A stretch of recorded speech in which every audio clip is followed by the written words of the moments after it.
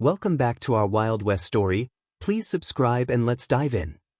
The dust devil swirled across the Texas plains as Mei Lin collapsed against the weathered fence post. Her legs could barely hold her anymore. 3 days without proper food, and this fever burning through her bones, she knew she couldn't make it another mile to the next town. Through blurred vision, she saw him. A tall rancher with sun-weathered skin and kind eyes, riding toward her on a chestnut mare. He dismounted in one fluid motion, catching her just as her knees buckled. "Easy now," his voice rumbled like distant thunder. "When's the last time you ate?" Mei Lin tried to speak, but the world tilted sideways. Strong arms lifted her as consciousness slipped away. The last thing she heard was him calling to someone named Jake, telling him to fetch Doc Morrison, fast. Mei Lin woke to the smell of beef stew and the crackle of a fireplace. She was lying in a real bed, the first she'd seen since leaving San Francisco 2 months ago. A rough-hewn but clean room. Through the window, endless prairie stretched under twilight stars. The door creaked open. The rancher entered, carrying a tray. "Name's Thomas Caldwell," he said, setting down the food. "You've been out for a day and a half. Doc says it's exhaustion and influenza. Says you need rest and feeding up." Mei Lin sat up slowly, pride warring with desperation. "I have no money to pay you. Only 3 copper coins." She pulled them from her pocket, everything she had left after the railroad work dried up. Thomas waved a calloused hand. "Keep your coins. No one gets turned away from Caldwell Ranch for lack of money." "Then I work," Mei Lin insisted, her English thick with accent. "I pay back. I cook, I clean. You need to heal first. I can't stay here if I don't work. I'm too sick to cook, but I will try." Thomas studied her for a long moment. Then he pulled up a chair, his expression turning serious. "Miss, I'm going to make you an unusual proposition. Marry me." The words hung in the air like smoke. Mei Lin stared at him, certain the fever had returned. Thomas leaned forward, elbows on his knees. "Hear me out. I need a wife. This ranch needs a woman's touch, and the bank's been breathing down my neck about stability before they'll extend my loan. You need shelter, protection, and a place to heal. We make it a business arrangement." "You are crazy, man," Mei Lin whispered. "Maybe. But I'm also practical." His eyes were earnest. "You keep your own room. No expectations beyond what you're comfortable with. You help run the household when you're well, and in return, you've got a roof, food, and a name that'll keep the rough elements in town from bothering you. If after a year you want to leave, I'll give you passage money to anywhere you want to go." Mei Lin's mind raced. She'd been alone since her father died building the railroad. No family, no prospects. Just an endless string of towns where Chinese workers weren't welcome, where women alone were vulnerable. "Why you help me? You don't know me." Thomas stood, gazing out the window at his land. "My mama was Irish. Came here with nothing, married my pa when she was desperate and sick, just like you. He gave her a chance. She turned this ranch from dirt and dreams into something real. I reckon I owe it to her memory to pass that kindness forward." He turned back, extending his hand. "So what do you say? Want to be Mrs. Caldwell?"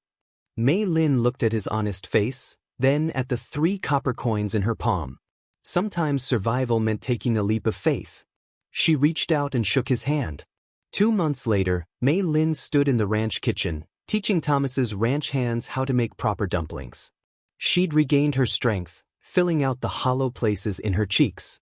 The fever was long gone, replaced by purpose.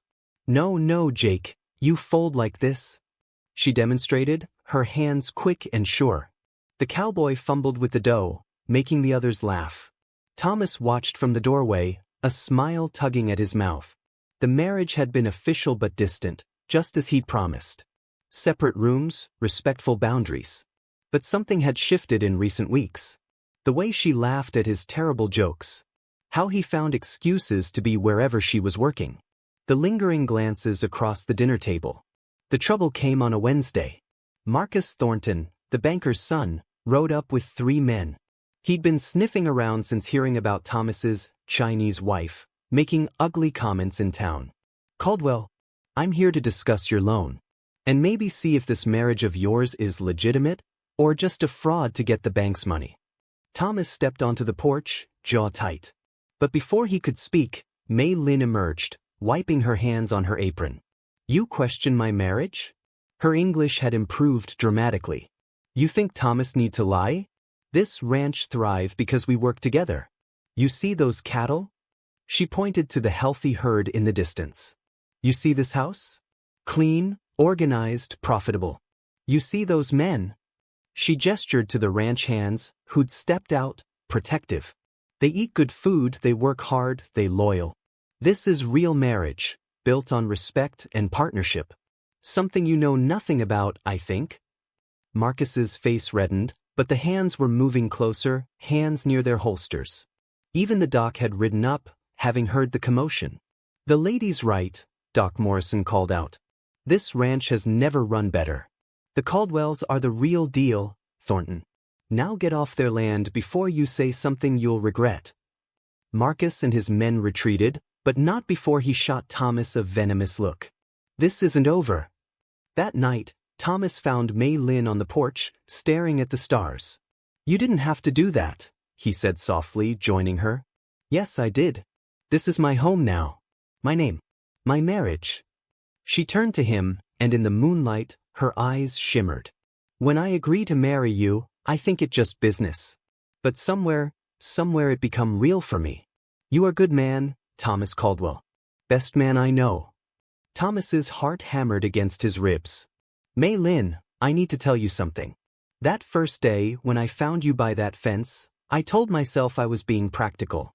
Doing a good deed. But the truth is, from the moment you opened your eyes and looked at me with all that fierce pride despite being half dead, I was a goner. A goner? He laughed. Means you captured my heart. She stepped closer. Then we are both goners. The kiss was gentle at first, then deeper, carrying all the words they'd been too afraid to say. When they finally pulled apart, Thomas rested his forehead against hers. So, Mrs. Caldwell, does this mean you're staying?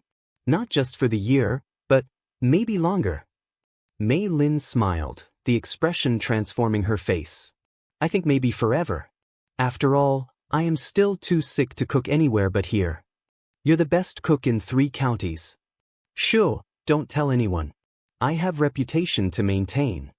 They stood together as the Texas wind whispered through the prairie grass, 2 unlikely souls who'd found each other in the vast wilderness. Above them, stars blazed eternal, the same stars that had guided countless dreamers westward, all seeking the same thing. A place to belong, and someone to belong with. 3 copper coins sat in a jar on the mantel, a reminder of how far they'd come. But they didn't need luck anymore. They had something better. They had each other. And in the wild, untamed West, that was worth more than all the gold in California. The end.